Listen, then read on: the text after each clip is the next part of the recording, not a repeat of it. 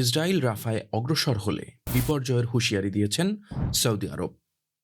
দর্শক, আপনারা জানেন যে হামাস হল ফিলিস্তিনের স্বাধীনতাকামী একটি সশস্ত্র সংগঠন।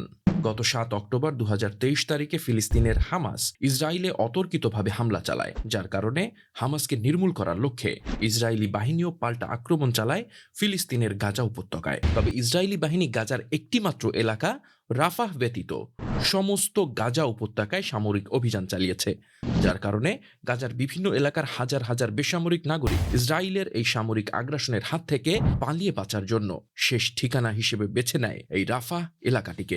গাজার বিভিন্ন এলাকার বাড়ি ভিটা ছাড়তে বাধ্য হওয়া এই বেসামরিক মানুষগুলো কোনো রকমে বেঁচে থাকার জন্য রাফাহ এলাকার মিশর ও সমুদ্র সীমান্তের নিকটবর্তী স্থানে অনেকে তাঁবু গেড়ে আশ্রয় নিয়েছে, আবার অনেকে অস্থায়ী আশ্রয় কেন্দ্রে ঘুমাচ্ছে। অর্ধাহার ও অনাহারে দিন কাটছে তাদের।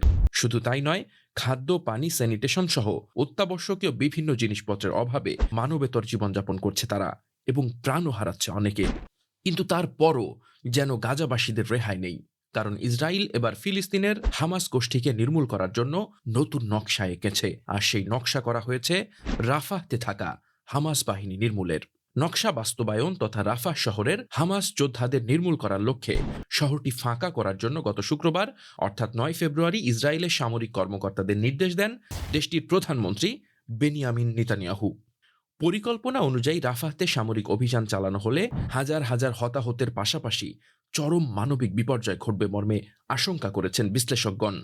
ইসরায়েলের প্রধানমন্ত্রী বেনিয়ামিন নেতানিয়াহুর এই নির্দেশনার প্রেক্ষিতে সৌদি আরব এক হুঁশিয়ারি বার্তা জারি করেছে।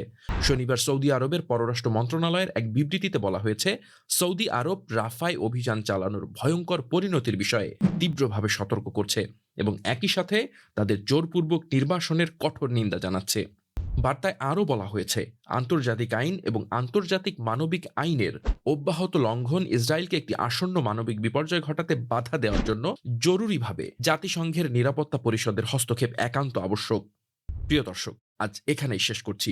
কোনো মতামত থাকলে জানান আমাদের কমেন্টস বক্সে।